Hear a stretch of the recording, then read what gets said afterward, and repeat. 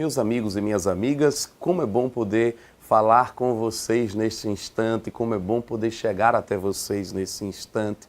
Eu daqui, você daí, juntos, estreitando cada dia mais os nossos laços de boa convivência e fazermos acontecer este meu, este seu, este nosso programa Palavra de Vida. Esta experiência maravilhosa do amor de Deus, onde juntinhos temos vivenciado a comunicação de Deus através da sua palavra, através desta partilha, onde juntos fazemos a experiência da escuta, que a experiência da escuta possa fecundar em nós a certeza de que este Deus não é de longe, viu?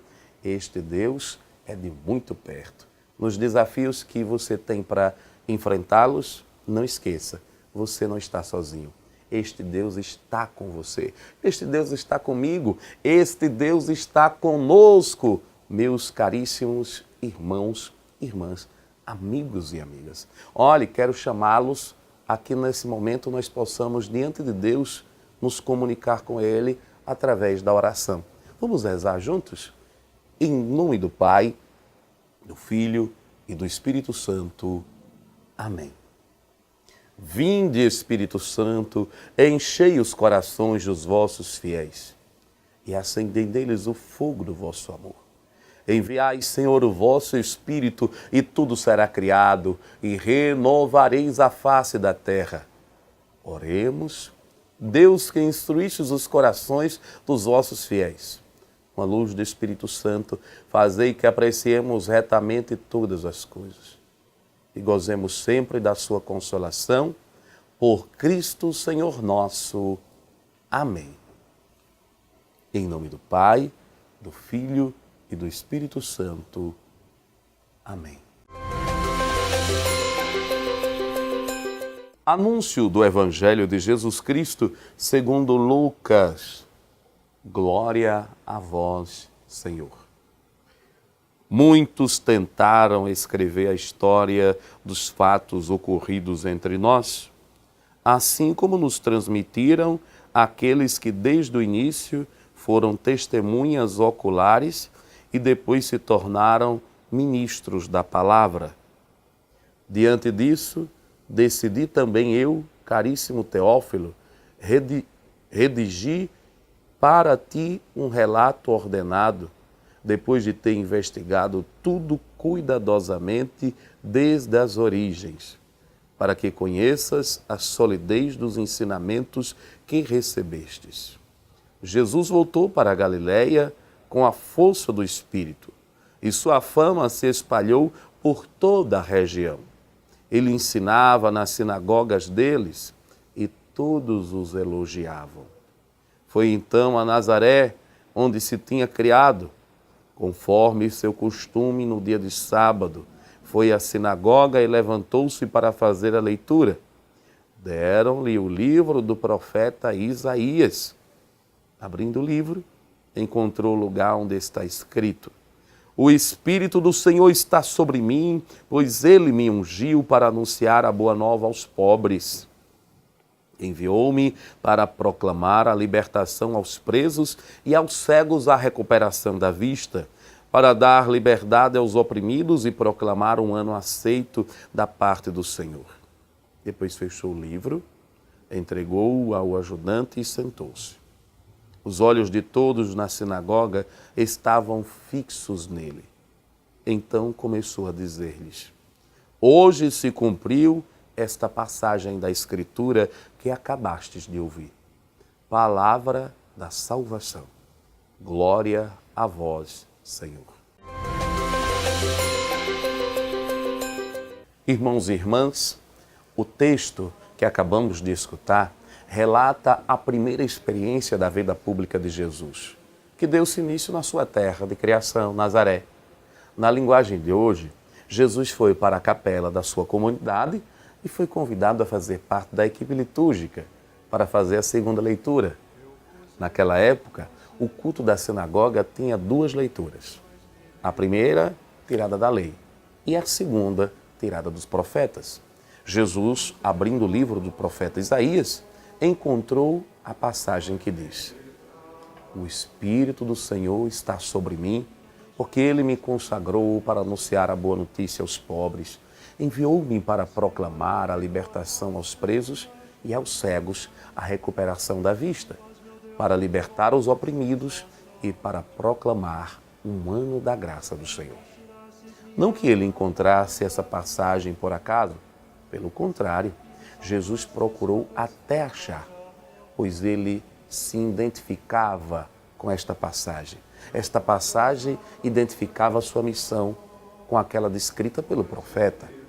Por isso, na hora da homilia, começou com a frase chocante: hoje se cumpriu esta passagem da Escritura que vocês acabaram de ouvir. Jesus identificou a sua missão com a do capítulo 61 de Isaías. Nós, como discípulos dele, temos a mesma missão. Olhemos os elementos. Anunciar a boa notícia aos pobres.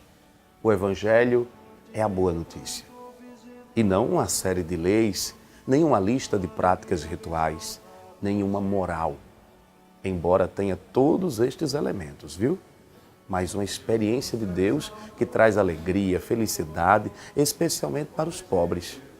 Portanto, ele toma posição. O que é boa notícia para uns é uma má notícia para outros. O que é boa notícia para o oprimido é uma má notícia para o opressor, a não ser que mude de vida. Não existe uma boa notícia neutra, igualmente boa para todos. E não devemos diluí-lo a termo pobre. Aqui não é o pobre de espírito e nem de coração e nem de fé. É o pobre mesmo, aquele que não tem o necessário para uma vida digna. É o desprovido de seus direitos, que com certeza nessa nossa sociedade nós temos visto e muito. Proclamar a libertação aos presos, não somente aos da cadeia, mas aos que estão sem liberdade, sem a liberdade dos filhos de Deus. Preso hoje pelas consequências do neoliberalismo, do desemprego, do salário mínimo, pelas correntes de racismo, machismo, clericalismo e tudo que oprime. Também aos presos no seu próprio egoísmo, pois o assumir dos valores evangélicos vai libertá-los. Porém, esta libertação passa pela mudança radical na sua maneira de viver. Aos cegos, a recuperação da vista.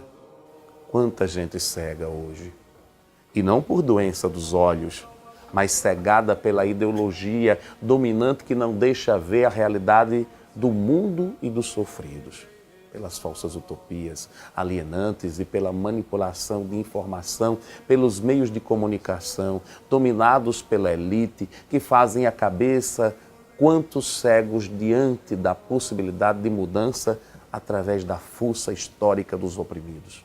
Vale a pena notar que o texto enfatiza a recuperação da vista, não a doação dela. Ou seja, trata-se de ajudar os que uma vez viram a realidade com os olhos de Deus, mas foram cegados pela ideologia dominante ao ponto de não enxergarem mais a verdade. Libertar os oprimidos. Aqui há o eixo fundamental de toda a Bíblia. O Êxodo como processo permanente. No livro do Êxodo, Deus se identificou com o Deus que liberta os oprimidos. Jesus se coloca e coloca todos os seus seguidores neste mesmo compromisso. Hoje a época é diferente, mas a opressão continua. E Deus nos conclama para que todos nós nos empenhemos nesta luta para concretizar a libertação dos oprimidos. Proclamar o ano da graça do Senhor. O ano da graça, o ano jubilar, memória proposta em Levítico no capítulo 25, o ano do perdão das dívidas, da libertação dos escravos, da devolução das terras aos seus donos originais. Como concretizar na realidade do Brasil de hoje esta visão? O que significa hoje o perdão das dívidas, a libertação dos escravos e a devolução das terras? Questões evangélicas da fé que têm fortes consequências políticas e econômicas e desafiam a tendência de uma religião intimista, individualista e desencarnada da realidade. Pois júbilo, alegria, não pode ser decretado, tem que brotar de algum motivo profundo.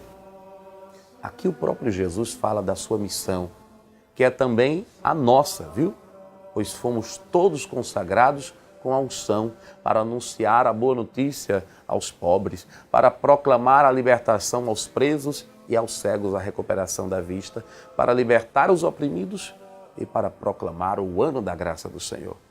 Nestes dias primeiros ainda de 2019, proclamar que este ano será de vitória, de muita vida de Deus, de muita certeza de que esse Deus está conosco. Olhe, quero abençoar a sua semana, abençoar os seus dias, implorar para Deus que não lhe falte a certeza de que este Deus está conosco. De todo o meu coração, eu os abençoo. O Senhor esteja convosco. Ele está no meio de nós. Abençoe-vos o Deus Todo-Poderoso, o Pai, o Filho e o Espírito Santo. Amém, meu irmão. Deus abençoe você e até o próximo programa Palavra de Vida.